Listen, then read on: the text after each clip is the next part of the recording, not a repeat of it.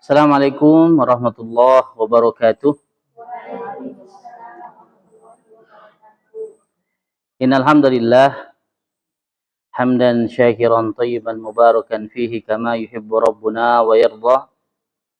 Asyhadu an la ilaha illallah wahdahu la syarika lah wa asyhadu anna Muhammadan abduhu wa rasuluh sallallahu alaihi wa ala alihi wa sahbihi wa man sara ala nahjih wastanna bi sunnatihi ila yaumiddin.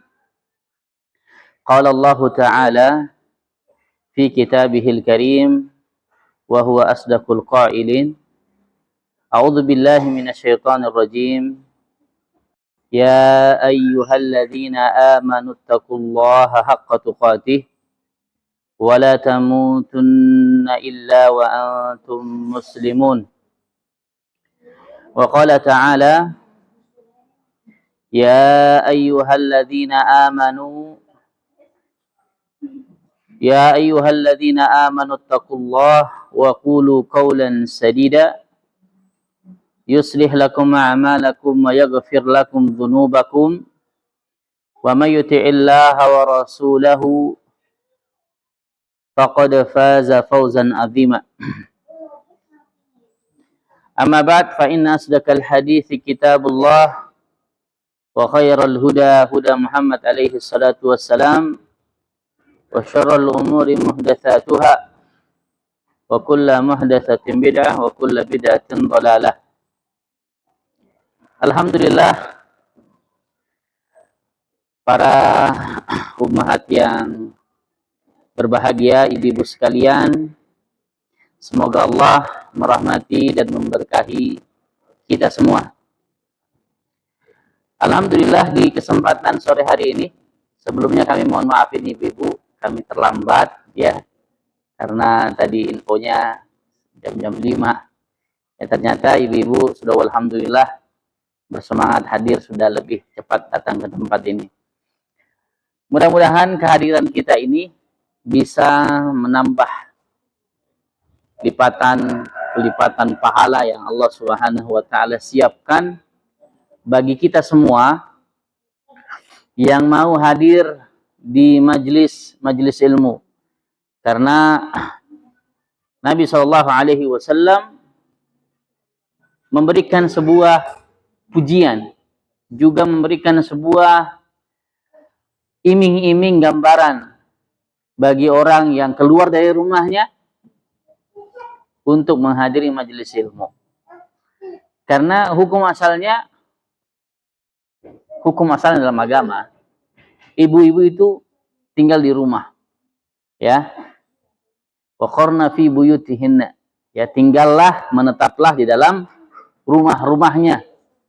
Hukum asalnya ibu-ibu itu karirnya di rumah, ya, karirnya di rumah, ngurus anak, ngurus suami, masak dan sebagainya. Dan itu karir yang paling dekat dengan surga sesungguhnya, ya. Terkadang kita mengira bahwa ada istilahnya itu sekarang emansipasi wanita, ya, penyemarataan hak-hak wanita. Masa laki-laki saja yang keluar, sehingga kemudian wanita-wanita berbondong-bondong mengukir karirnya di luar. Padahal secara agama, ya, karir yang paling ideal untuk seorang wanita, seorang istri, seorang ibu, itu karir di rumah. Kecuali dia memiliki skill tertentu, kemampuan tertentu yang bisa memberikan manfaat tidak hanya untuk diri dan keluarganya, juga untuk kaum muslimin, juga untuk masyarakat, agama dan bangsanya, maka dia boleh keluar, ya, memberikan sumbangsi dan partisipasi kemampuannya untuk kemajuan masyarakat dan bangsanya. Nah, termasuk juga hal yang diperbolehkan seorang perempuan itu keluar dari rumahnya adalah dia hadir di majelis ilmu. Dia hadir di kajian-kajian, ya. Walaupun misalkan hanya sebulan sekali, sebulan 2 kali, sebulan 4 kali dan sebagainya.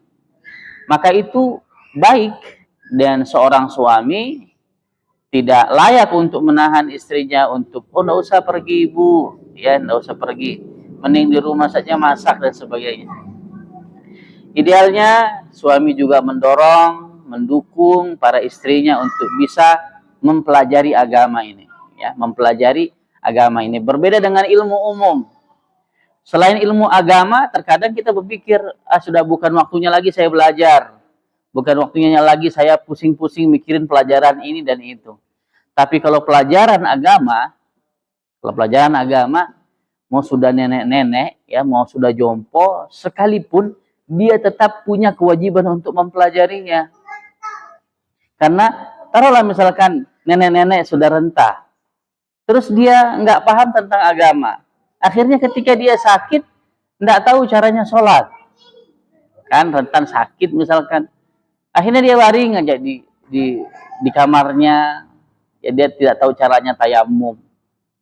Dia tidak tahu caranya bersuci ketika dia sedang sakit di kamarnya.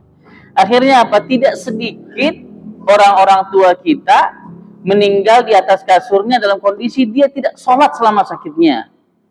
Ya, dia tidak sholat selama sakitnya. Kenapa? Karena dia tidak tahu bagaimana caranya bersuci. Dia tidak tahu caranya bagaimana sholat ketika dia sedang sakit di atas pembaringannya. Nah, itulah betapa besarnya, betapa pentingnya belajar agama ini. Nabi Shallallahu Alaihi Wasallam menyebutkan, man salaka tariqan yaltamisu fihi ilma, sahalallahu lahu bihi tariqan ilal jannah.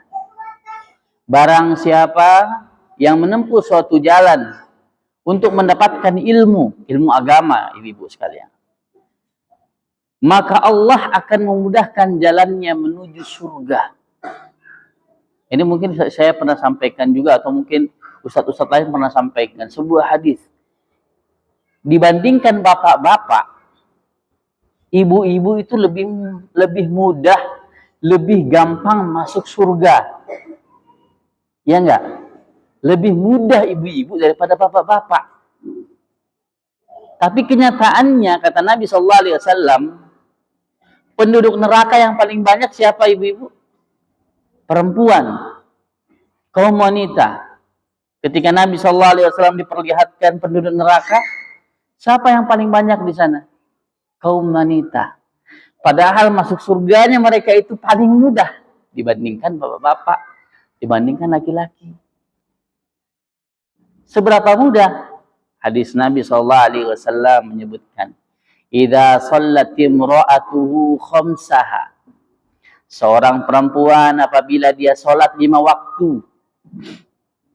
wa shamat syahraha, dia berpuasa Ramadan, wa ata'at ba'laha, mentaati suaminya, wa hafizat farjaha, menjaga kehormatannya, qila laha, akan dikatakan nanti di akhirat, ibu-ibu, perempuan-perempuan dikumpulkan semua, kemudian akan dikatakan kepada mereka, udkhulil jannata min abwabiha ma syi'ti. Masuklah engkau ke dalam surga melalui pintu mana saja yang kamu suka. Coba, luar biasanya, ya kan? Kan surga itu banyak pintunya. Kalau bicara soal puasa, ada pintu surga untuk orang yang puasa. Ada yang masih ingat puasa, pintu apa namanya? Pintu Ar-Rayyan, khusus untuk orang-orang yang rajin berpuasa. Kalau ibu-ibu masuk surga, mau masuk lewat situ, bisa. Dari semua pintu-pintu surga tersebut, istri-istri yang solehah, dia bisa masuk dari pintu mana saja. Mudah, hanya 4 caranya. Apa yang pertama tadi? Sholat 5 waktu, puasa Ramadan, taati suami, menjaga kehormatan. Selesai urusan. Ya kan? Tapi 4 itu paling sulit, ya. Tapi 4 tersebut mungkin sholat 5 waktu bisa. Tapi sering molor. Ibu-ibu sering molor sholatnya. Sholatnya pun bisa dipastikan cepat selesainya, ya. Langsung. Belum lagi, iya kalau ada sholat sunnahnya. ya kan? Sholat sekedarnya karena sibuk dengan urusan. Kemudian apa lagi? Puasa Ramadan. Bagaimana kalau datang bulan? Akhirnya tidak puasa. Ya, dalam kondisi misalkan dia nifas, kondisi dia hamil, terhalang. Banyak keadaan-keadaan yang menghalangi dia untuk beribadah di bulan itu. Itu dia lakukan. Yang sulit ibu-ibu sekalian, wa ata'at ba'laha. Taat sama suami. Oh, itu berat enggak? Berat itu, ya. Berat itu. Kenapa berat? Ya, karena memang surganya itu di sana. Ya. Surganya bapak-bapak pada ibunya. Surganya ibu-ibu pada suaminya. Ya. Pada suaminya. Yang namanya masuk surga kan enggak gampang-gampang, ada perjuangannya. Maka dia masuk ke dalam surga apabila dia mentaati suaminya selama suaminya menyuruh kepada kebaikan. Kecuali suaminya menyuruh kepada kemaksiatan, kemungkaran, jangan ditaati. Ya, tapi kan kita tahulah, ya, ibu-ibu hidup sudah sama suaminya 10 tahun, 20 tahun, 30 tahun, 40 tahun. Tentunya baik buruknya suami kan ditahu tuh, ya. Beda awal-awal menikah, semuanya baik terlihat. Ketika sudah berjalan waktu, semakin kelihatan kekurangan-kekurangan suami. Nah, di situ sudah ujiannya. Di sanalah ujiannya istri, bagaimana dia bisa tetap mentaati suaminya. Wa ata'at ba'laha wa hafizat farjaha, menjaga kemaluannya, menjaga kehormatannya. Ya, apalagi di zaman sekarang ini, waliyadzubillah, ya, kita berlindung kepada Allah. Banyak ini ibu-ibu sekalian, rumah tangga rusak. Kenapa? Karena pergaulan yang tidak terjaga. Bahkan ada sudah ibu-ibu selesai pernikahannya, kenapa? Karena terpengaruh dengan laki-laki lain dan sebagainya. Na'udzubillah. Ya, kondisi zaman ini kan semakin mengerikan, ya. Semakin besar fitnahnya, media sosial dan sebagainya. Makanya di sini tantangannya para kaum wanita. Nah, bagaimana supaya bisa benar sholatnya? Bagaimana supaya bisa berpuasa Ramadan dengan benar? Bisa mudah mentaati suami? Bisa benar menjaga kehormatan? Butuh yang namanya ilmu. Ya, butuh yang namanya pembelajaran. Selama dia menjadi istri, selama itu pula dia wajib belajar bagaimana sholat, puasa, taat, dan menjaga kehormatan dengan cara yang benar.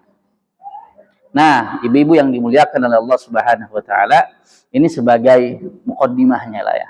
Kenapa sih kita mesti datang ke masjid ini? Kenapa sih kita mesti belajar lagi? Kenapa kita datang tidak hanya sekedar kumpul-kumpul, ya, sekedar untuk bertatap muka? Tidak. Lebih besar dan lebih penting daripada itu bahwa setiap kaum muslim dan muslimah punya kewajiban untuk menuntut ilmu agama. Sebagaimana dijelaskan tadi, kemudahan jalan lapang bagi setiap perempuan, bagi setiap wanita untuk masuk ke surga. Tetapi kemudahan tersebut hanya apabila dia keluar untuk menuntut ilmu agama. Nabi SAW lanjutkan. Ini kami jelaskan terlebih dahulu, ya, fadilah menuntut ilmu. Wa ma jatama'a qaumun fi baitin min buyutillah yatluna kitaballahi wa yatadarasunahu bainahum illa nazalat alaihimus sakinah wa ghasyiyatuhumur rahmah wa haffat alaihimul malaikah wa dzakarahumullahu fi man indah. Keutamaan yang lain yang Nabi SAW sebutkan, tidaklah suatu kaum, laki-laki maupun perempuan, berkumpul daripada rumah di antara rumah-rumah Allah. Mereka membaca Al-Quran, ya, mempelajari Al-Quran, mempelajari agama. Melainkan Allah pasti turunkan kepada mereka as-sakinah. Apa itu sakinah? Kalau nikah kan mudah-mudahan keluarganya sakinah, mawaddah warahmah kan. Sakinah artinya tenang. Jiwa itu tenang.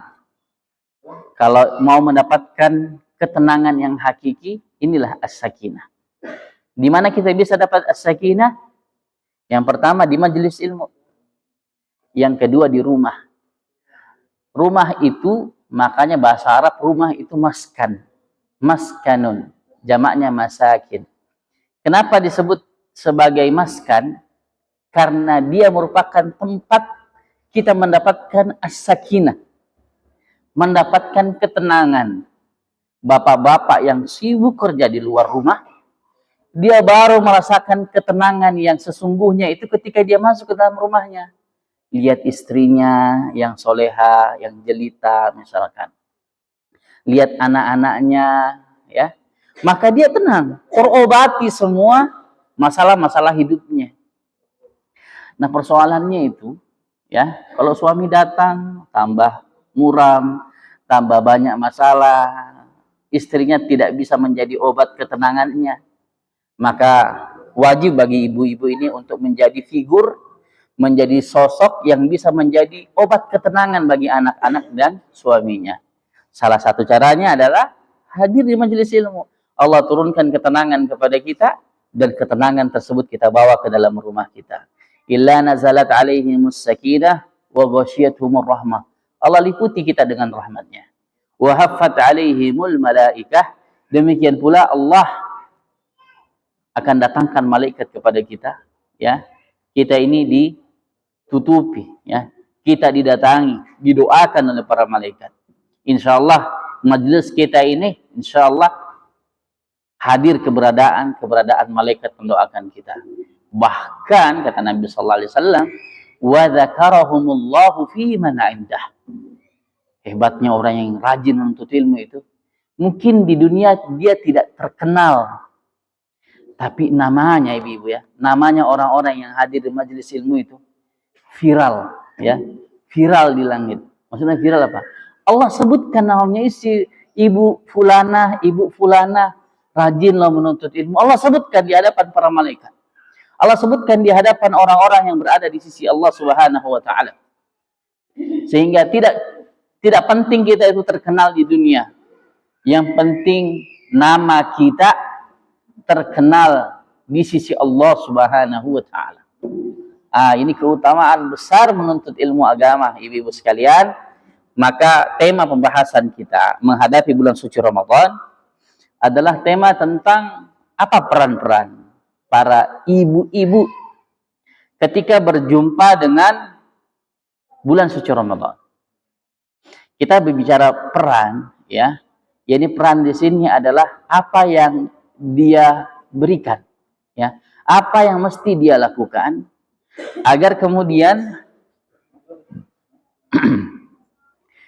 bulan Ramadan, agar kemudian ibadah-ibadah di bulan Ramadan itu bisa betul-betul dilaksanakan, ditegakkan, khususnya di dalam rumah. Karena Ramadan itu adalah laksana tamu agung. Dia kembali datang mengetuk pintu rumah kita. Maka kita katakan, marhaban ya Ramadan. Selamat datang wahai Ramadan. Karena dia adalah tamu yang Allah datangkan untuk kita. Kalau ada tamu ke rumah ibu-ibu sekalian, ya misalkan ditelepon, besok ada keluarga mau datang. Tentu persiapan kita kan, kita berusaha mempersiapkan sebaik mungkin. Atau misalkan nih, ada calon besan. Ibu, besok kami mau datang, mau lamaran misalkan. Pasti kita tersibuk mempersiapkan segala sesuatunya. Kenapa? Karena ada tamu istimewa yang akan datang. Segala macam kita persiapkan. Demikian pula halnya dengan Ramadan. Kita sebagai manajer, ya, ibu-ibu itu dikatakan sebagai manajernya rumah. Ya, manajer rumah itu siapa? Ibu-ibu. Bapak itu sebagai apa? Sebagai owner, ya, sebagai pemiliknya. Tetapi sebagai pengelolanya siapa? Pengelolanya itu ibu-ibu. Jadi syariat itu memberikan porsi jabatan di dalam rumah tangga itu, bapak sebagai ownernya yang bertanggung jawab, ya, untuk seluruh apa yang terjadi di dalamnya. Tetapi kemudian ibu-ibu itu sebagai pelaksana, sebagai manajer, orang yang mengatur, orang yang menyusun, orang yang memprogram, memperhatikan, mengevaluasi dan sebagainya. Itulah hebatnya ya. Itulah hebatnya peran dan jabatan para ibu di dalam rumah. Nah, menghadapi bulan suci Ramadan juga demikian adanya ibu-ibu sekalian. Bahwasanya Nabi Shallallahu Alaihi Wasallam menyebutkan kullu mas'ulin an ra'iyati, ya, bahwa setiap seseorang akan ditanya tentang apa yang menjadi tanggung jawabnya. Ar-rajulu, seorang lelaki, mas'ulun an ahli baitihi, akan ditanya tentang bagaimana anggota keluarganya. Begitu juga seorang istri akan ditanya tentang bagaimana dia mengelola rumah suaminya, ya, mengelola rumah tangganya. Maka kalau sudah dapat gambaran tersebut kaitannya dengan bulan suci Ramadan, berarti kita sudah tahu masuk Ramadan apa yang mesti kita persiapkan, apa perannya ibu-ibu. Tentunya yang nomor satu daripada peran para wanita, para istri adalah membantu suaminya untuk bisa beribadah dengan baik. Itu yang paling utama. Membantu suaminya agar suaminya bisa beribadah dengan baik. Bagaimana cara membantunya? Ya, apa saja yang bisa kita usahakan agar kemudian suaminya itu nyaman, termotivasi dan bersemangat untuk ibadah. Apa saja bentuk ibadah yang dilakukan di bulan Ramadan? Ibadah puasa. Berarti perannya istri apa? Membangunkan suaminya untuk untuk bangun sahur. Kalau suaminya terlambat bangun, ya. Kemudian menyiapkan sahur, sore hari menyiapkan bukaan, malam hari menyiapkan makan malam. Ini semua sarana ibadah. Jangan kita anggap itu hanya sekedar kewajiban sebagai seorang istri. Tapi niatkan ibu-ibu sekalian, ibu-ibu jam 3 masak. Kan biasanya kan jarang kita masak jam 3 tuh, atau jam 2 sudah mulai masak. Tapi niatkan itu untuk ibadah. Karena yang sedang ibu masak itu adalah sahur. Sahur itu adalah makanan syariat. Seseorang diperintahkan untuk makan sahur. Kalau kemudian ibu-ibu bangun lebih awal untuk buatkan masakan, buatkan sahur untuk suami dan anak-anaknya, pahalanya besar, ya. Jangan pernah merasa itu hanya sekedar rutinitas dan kewajiban. Tapi ini merupakan kebaikan yang berlipat-lipat. Di Ramadan ini, pahala itu dilipat gandakan sampai 700 kali lipat. Ya. Kalau di luar Ramadan, ya, di luar Ramadan satu kebaikan itu bisa 10 kali lipat, ya kan? Satu kebaikan kita mengucapkan subhanallah bisa dilipat gandakan menjadi 10 kali lipat. Tapi di dalam Ramadan, satu zikir, satu kebaikan dilipat gandakan beratus-ratus kali. Sehingga sekedar aktivitas ibu lebih bangun lebih awal, kemudian datang ke dapur, mempersiapkan segala sesuatunya untuk membuat makanan sahur, itu kebaikannya berlipat-lipat ibu-ibu sekalian, ya. Itu baru sahurnya. Belum kita bangunkan lagi istri, bangunkan lagi suami, bangunkan lagi anak-anak, ya. Berlipat-lipat. Belum masuk waktu puasa, ibu-ibu sudah borong pahala, ya. Jadi membantu peran suami di dalam beribadah salah satunya tadi menyiapkan makanan untuk sahur, untuk bukaan, ya, juga untuk apa? Untuk makan malam. Karena sebenarnya yang kalau mau dapat pahala lebih banyak, kalau sahurnya, bukanya, makan malamnya itu ibu-ibu buat sendiri, ya, daripada minta uang suami atau titip suami, Pak beli aja di jalanan, ya, banyak itu bukaan. Ya, yang dapat pahalanya ya suaminya aja, ya, karena suaminya yang kasih bukaan buat keluarganya di rumah.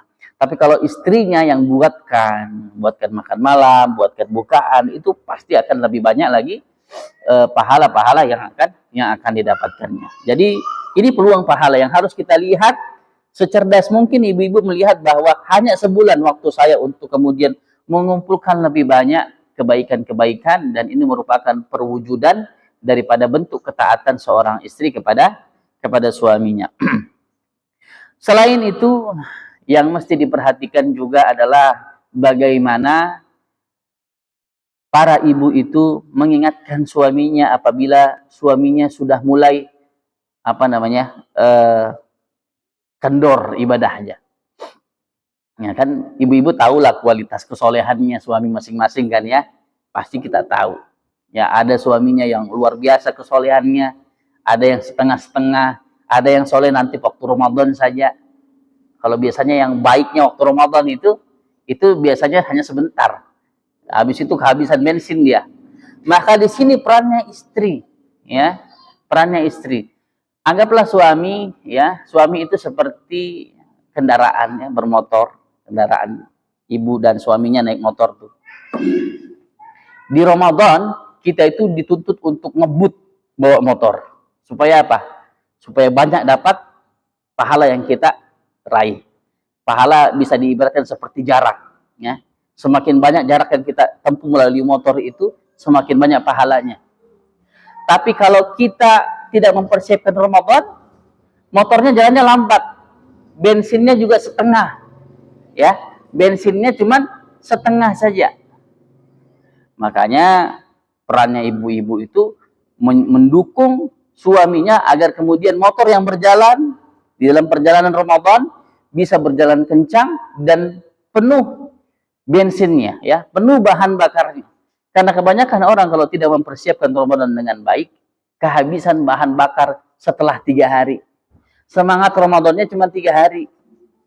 Tarawih rame itu kan, coba lihat, tarawih rame itu 10 awal saja. Sudah mulai 10 tengah-tengah terakhir sudah. Kenapa? Habis bensin, ya. Mereka kehabisan bensin. Nah, disitulah peran-perannya para ibu. Ayo Pak, terus Pak, jangan kendor, ya. Jangan kasih kendor Pak, terus semangat ibadahnya. Lah persoalannya ini kan kadang habis bensinnya bapak-bapak karena ibu-ibunya juga, ya. Ibu bapak-bapaknya semangat tuh, masih semangat. Ternyata yang yang mempreteli semangatnya bapaknya itu ibu-ibunya. Bapaknya mau itikaf, ibunya bilang, Pak, kalau itikaf kapan belanja pakaian barunya, ya? Kapan kita shoppingnya? Kapan kita mau belanja beli bahan kue dan sebagainya? 10 terakhir itu biasanya. Makanya 10 terakhir itu ujiannya. Ujian buat bapak-bapak, ujian buat ibu-ibu. Satu sisi bapak-bapak mau kejar surga dengan itikaf, sisi yang lain ibu-ibu mempersiapkan kue lebaran. Nah, jadi disitulah perannya ibu-ibu harus tahu diri. Kalau misalnya kalau mau buat kue lebaran, jangan 10 terakhir, 10 awal saja, ya. Jadi 10 terakhir itu fokus ibadah. Karena istri-istri Nabi juga demikian, ibu-ibu sekalian, ya. Istri-istri Nabi itu mengejar Lailatul Qadar, ya. Nggak bisa dapat Lailatul Qadar itu kalau malam buat kue, nggak bisa, ya. Sibuk. Siangnya pergi ke mall atau ke pasar atau belanja, malamnya buat kue, nggak ada kebaikan, ya. Sedikit kebaikan yang bisa diraih. Makanya inilah perannya para ibu, khususnya untuk suaminya, mengingatkan para suami agar kemudian mereka tetap bersemangat di dalam ibadah dan mengkondisikan hal-hal yang teknis tadi, misalkan belanjanya kapan, ya, belanja untuk lebaran. Kalau bisa sebisa mungkin sebelum 10 terakhir, ya. Tapi biasanya 10 terakhir baru gajian. Nah, lain lagi ceritanya, THR di situ cair-cairnya, baru bisa belanja. Ya, ala kulli hal, sebisa mungkin urusan-urusan dapur, urusan buat kue, urusan cari baju lebaran itu dimaksimalkan, ya, sebelum masuk 10 hari terakhir, ya. Walaupun terkadang ada hal-hal yang insidentil, kondisional, tiba-tiba kita harus keluar, tapi tidak masalah. Yang penting 10 terakhir, ya, para ibu juga lebih mendorong suami-suaminya untuk lebih banyak beribadah. Tapi barakallahu fikum, ibu-ibu yang dimuliakan oleh Allah Subhanahu wa taala, ini peran ibu terhadap suaminya. Karena dengan kelurusan suaminya, dengan kesolehan suaminya, dengan ketakwaan yang ada pada suaminya, karena yang diharapkan daripada ibadah puasa di bulan Ramadan adalah melahirkan orang-orang yang bertakwa kan, la'allakum tattaqun, kutiba alaikumusiyam kama kutiba alal ladzina min qablikum la'allakum tattaqun. Tujuan kita berpuasa itu supaya menjadi hamba bertakwa. Dan yang paling diharapkan ketakwaannya itu siapa? Yang paling diharapkan ketakwaan itu suami. Ya. Karena suami ini yang menyetir arah perjalanan rumah tangga. Kalau suaminya baik, insya Allah istri anak juga baik. Kalau suaminya tidak baik, besar kemungkinan anak istri juga bisa tidak baik. Kecuali betul-betul Allah merahmati istrinya untuk bisa bertahan daripada kejelekan suaminya. Sebagaimana istri Firaun, ya. Disebutkan bagaimana Allah Subhanahu wa taala menjaga istri Firaun daripada kejelekan dan kezaliman suaminya. Nah, berkenaan dengan bulan suci Ramadan, inilah waktunya ibu sekalian. Kita dorong suami kita menjadi suami bertakwa. Kita dorong diri kita menjadi istri yang bertakwa juga. Apa kaitannya puasa dengan takwa? Kenapa bisa menjadikan orang itu dengan puasa menjadi hamba yang bertakwa? Karena dengan puasa dia akan terjaga dari kemaksiatan. Minimal dia malu dan takut untuk bermaksiat. Ngeri loh ibu-ibu, jadi bapak-bapak itu kerja di luar, ya kan? Kerja di luar, campur baur, lawan jenis. Ibu-ibu nggak khawatir, ya? Harusnya kan khawatir terkadang tuh. Ya istri-istri gimana bapak? Ya, percaya saja sama bapak. Tapi biasanya, ya ada sosok-sosok suami yang tidak bisa menjaga dirinya. Tapi kemudian ada sebuah syariat yang mana dengan syariat yang dijalankan tersebut, suami-suami tersebut bisa menjaga dirinya tanpa harus dikontrol oleh siapapun. Ya, kecuali dikontrol oleh Allah. Dan ibadah itu adalah ibadah puasa. Ya. Ada laki-laki yang tidak bisa menahan pandangan. Ya. Tapi dengan puasa dia tahan pandangannya. Kenapa? Karena dia bilang kalau saya tidak tahan pandangan saya, percuma saya puasa. Percuma saya menahan lapar dahaga, kalau saya juga gampang bermaksiat. Dia tegur dirinya sendiri. Sehingga puasa itu menjadi pengontrol untuk dirinya. Itu dia lakukan selama 30 hari, ibu sekalian, akan membentuk karakternya. Sehingga dia tidak gampang bermaksiat, insya Allah.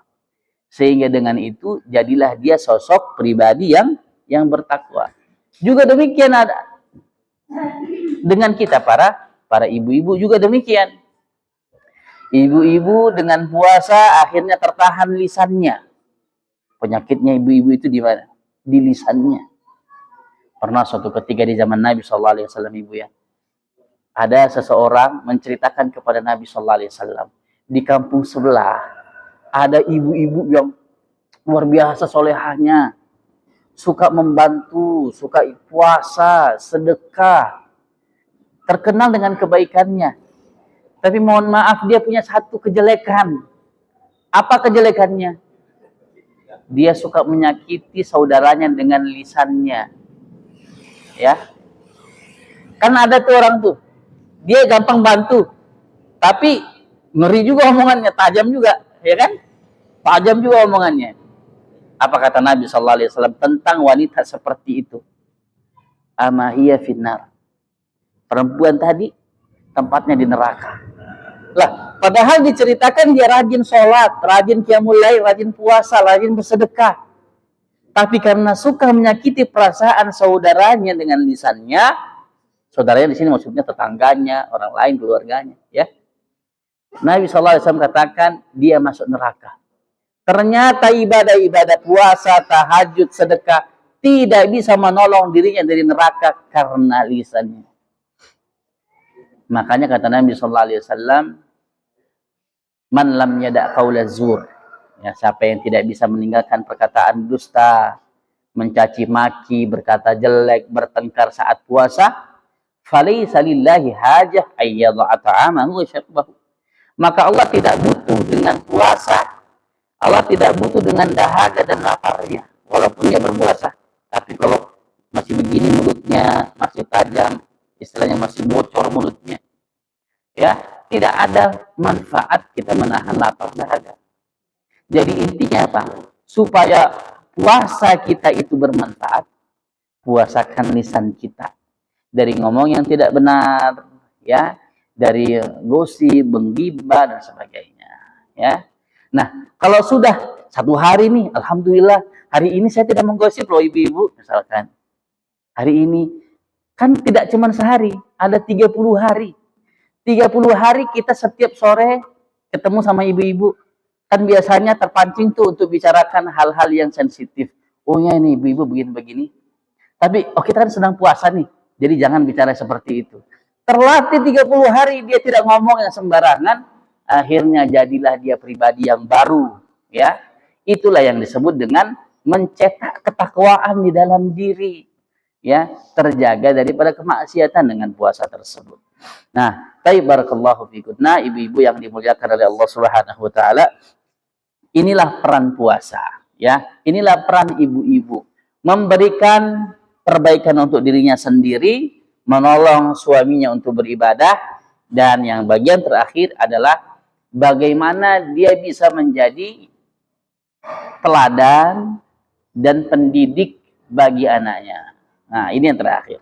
Setelah dia arahkan suaminya, dia perbaiki dirinya, yang terakhir dia menjadi teladan pendidik bagi anak-anaknya. Dibandingkan seorang ayah, dibandingkan seorang bapak, ibu-ibu itu punya kedekatan, kedekatan psikologis, ya, kedekatan jiwa antara dia dengan anaknya. Anak-anak itu akan lebih dekat dengan ibunya. Karena apa? Kebersamaannya sering, ya, dibandingkan ayahnya. Nah, bentukan pribadi seorang anak itu sangat dipengaruhi oleh bagaimana karakter, keteladanan, dan pendidikan yang diberikan oleh sang ibu, ya. Adapun peran ayahnya adalah mendidik istrinya. Kemudian istrinya sebagaimana didikan suaminya, itulah yang dia transfer, itulah yang dia berikan kepada anaknya. Kalau ibunya makan sambil dengan tangan kiri, tidak mungkin anaknya makan dengan tangan kanan, ya. Anaknya pun akan makan dengan tangan kiri. Kalau ibunya rajin bermaksiat, jangan harap anaknya rajin ibadah, ya. Kalau ibunya tidak berhijab, masa harapkan anaknya berhijab, ya.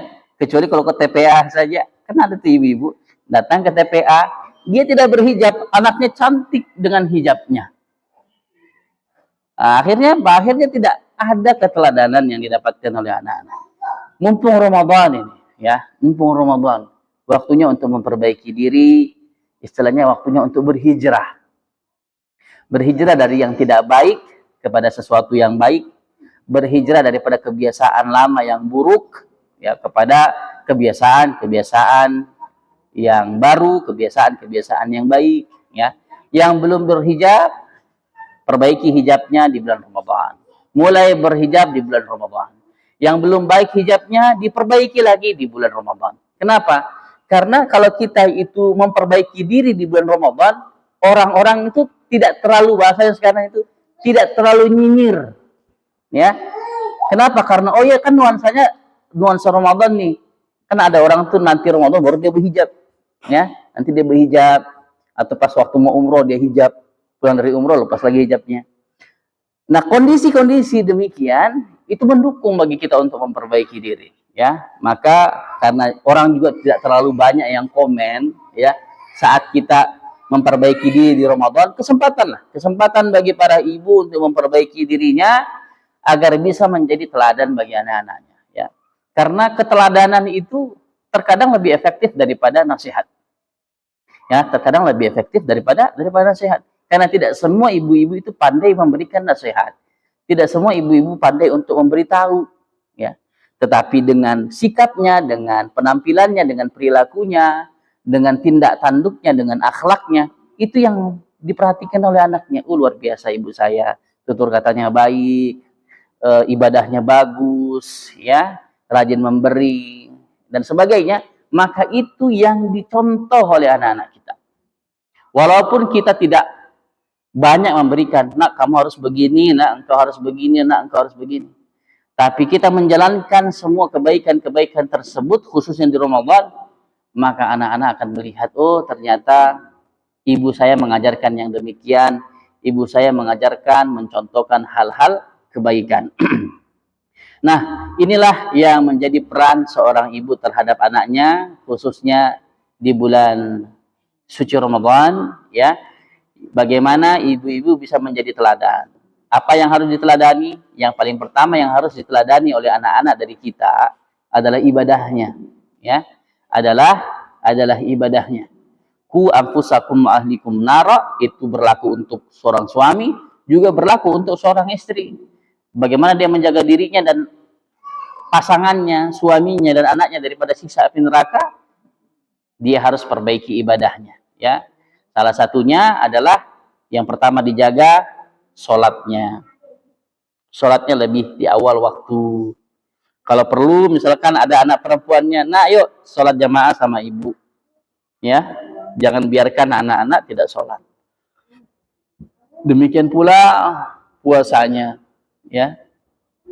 Jangan sampai karena tanpa udzur syar'i seperti haid dan sebagainya, akhirnya ibu-ibu tidak berpuasa. Akhirnya itu yang dicontoh oleh anak-anak. Demikian pula kesibukan seorang ibu selama Ramadan itu juga dicontoh. Dari banyak waktu yang tersedia bagi seorang ibu di dalam rumahnya, saat Ramadan baik bagi dia untuk mulai membaca Al-Quran, ya.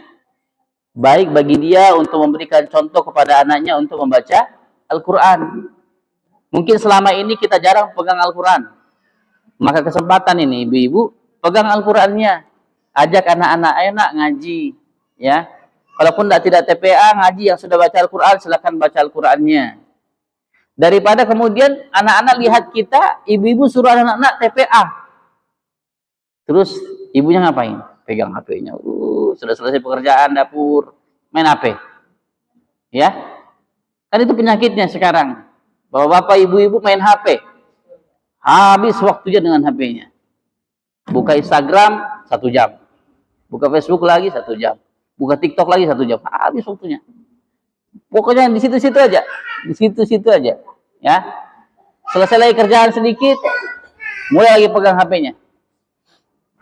Maka inilah yang dicontoh oleh anak-anak kita. Tapi lucunya, terkadang itu ibu-ibu marah kalau lihat anaknya main HP, ya.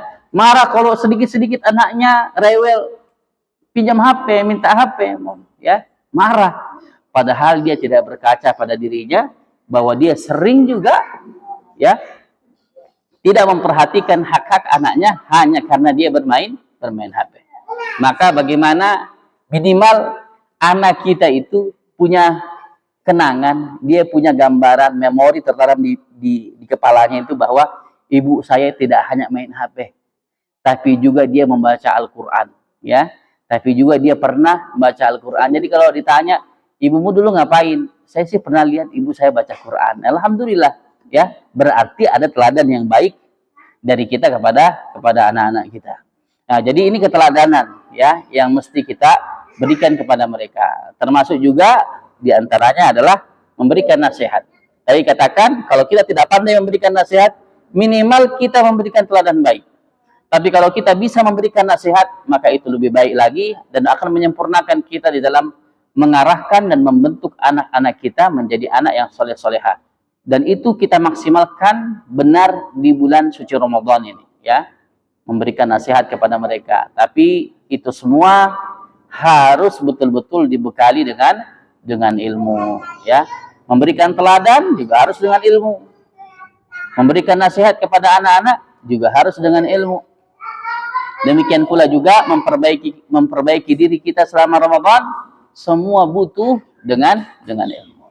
Atai barakallahu fikunna, ibu-ibu yang dimuliakan oleh Allah Subhanahu wa taala. Inilah, ya, hal-hal yang paling penting untuk kita ketahui bersama terkait peran apa sih yang harus kita lakukan nanti di Ramadan. Ya, ini tadi kami ulangi, yang pertama peran untuk memperbaiki diri sendiri, ya, berubah menjadi lebih baik.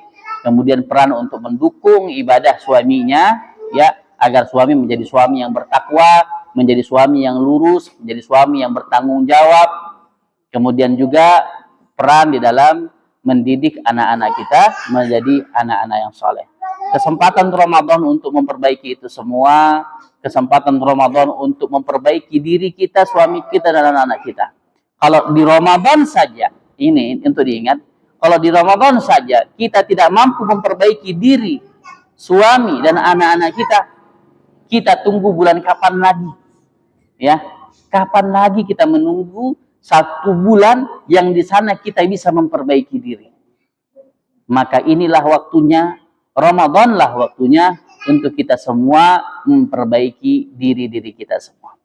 Baik, barakallahu fikum. Nah, ibu-ibu yang dimuliakan oleh Allah Subhanahu wa taala, inilah yang bisa kita pelajari di kesempatan sore hari ini terkait apa saja peran-peran yang bisa kita maksimalkan kelak nanti apabila kita bertemu dengan bulan suci Ramadan.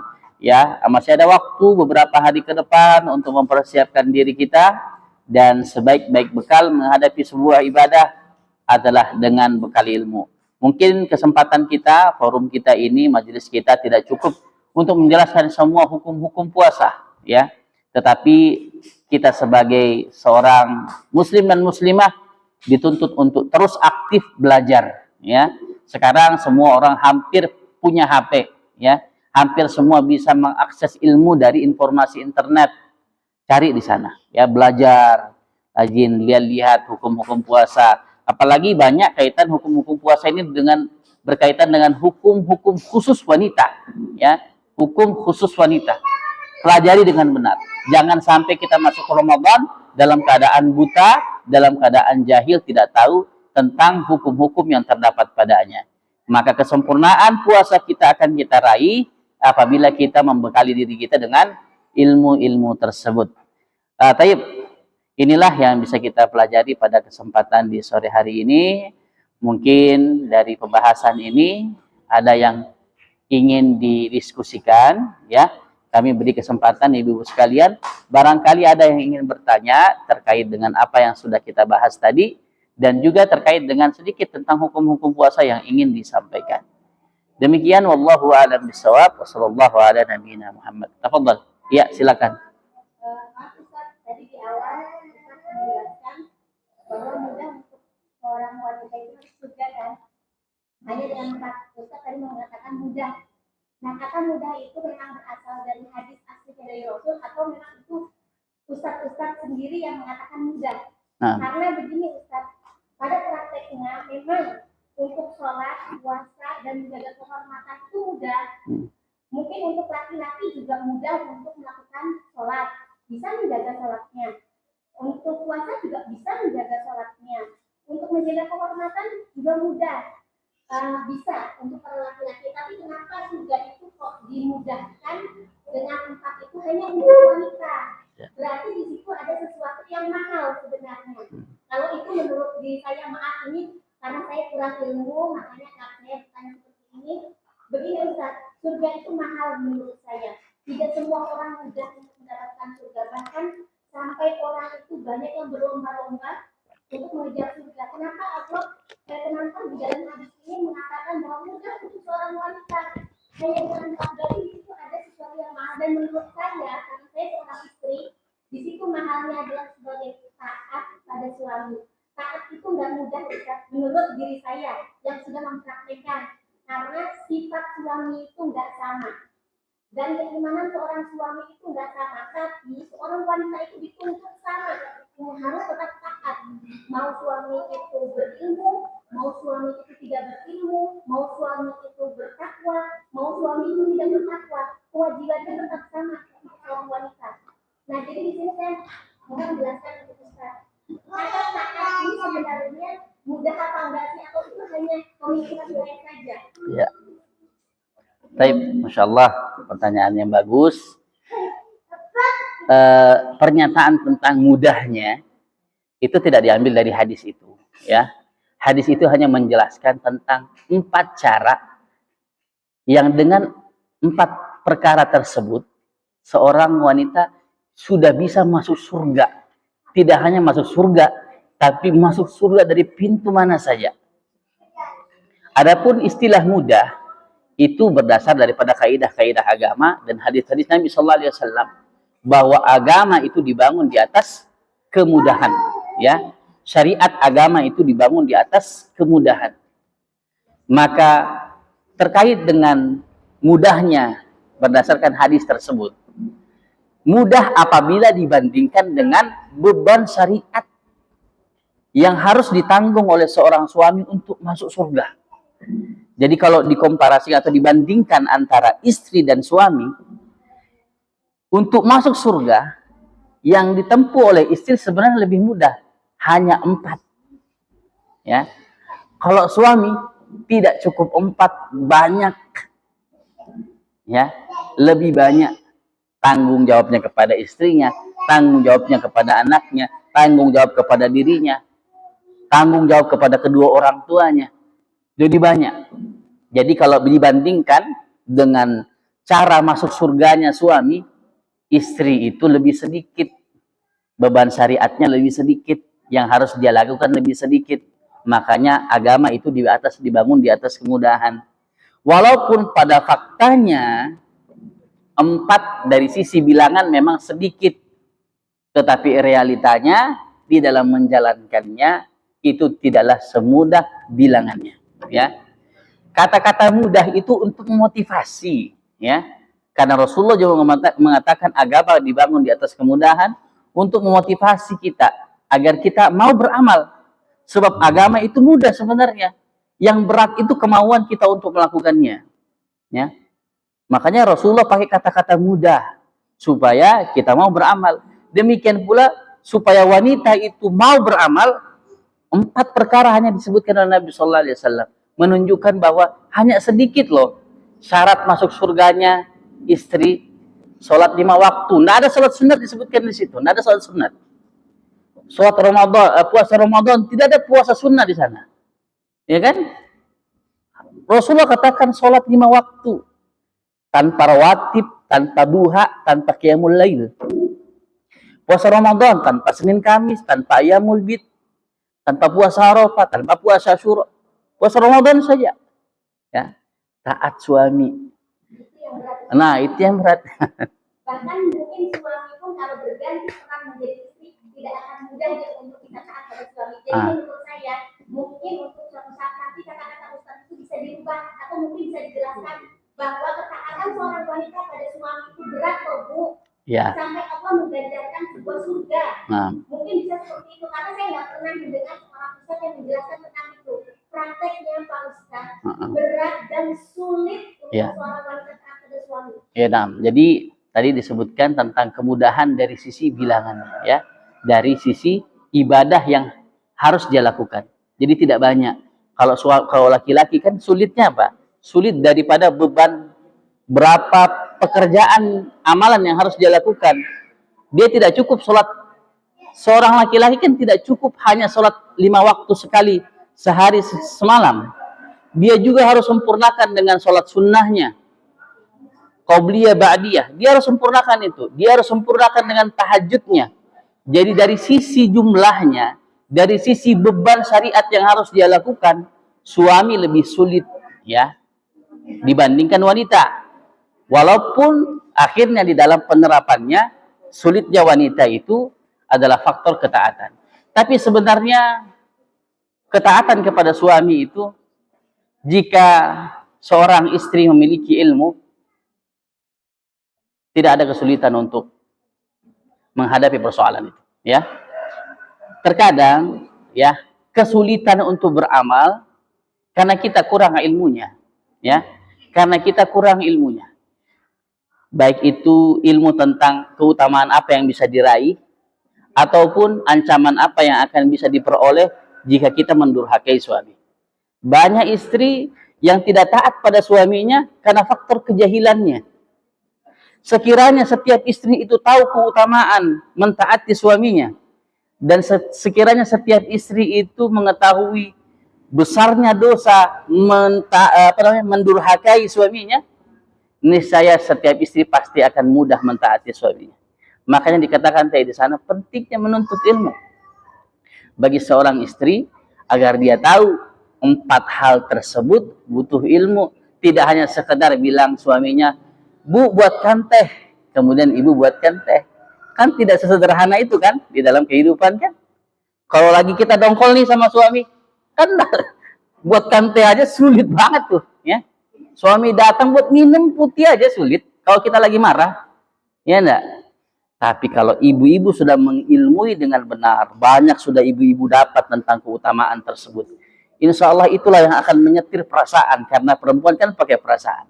Tapi perasaan itu akan bisa disetir dengan dalil, dengan ilmu, dengan cahaya Allah Subhanahu wa taala tersebut. Nah, mungkin seperti itu ya ibu-ibu ya. Jadi yang dimaksud kemudahan, yakni mudah dari sisi bebannya dibandingkan suaminya. Walaupun 4 tersebut ketika dijalankan, tetap seseorang akan merasakan kesulitannya, dan kesulitan tersebut akan diangkat apabila kita mengetahui ilmu-ilmu yang terkandung di dalamnya. Ada lagi mungkin? Ada lagi ibu-ibu yang mau bertanya? Atau mau menyanggah lagi? Cukup ya? Insyaallah semoga kita semua diberi kesehatan, kekuatan sampai bisa bertemu dengan bulan suci Ramadan dalam keadaan sehat walafiat, ya, untuk bisa bersemangat di dalam melakukan amal soleh di bulan Ramadan nantinya. Wallahu taala alam bisawab, wa akhiru da'wana alhamdulillahi rabbil alamin. Kita akhiri dengan doa kafaratul majlis. Subhanakallahumma wa bihamdika asyhadu an la ilaha illa anta astaghfiruka wa atubu ilaik. Assalamualaikum warahmatullahi wabarakatuh.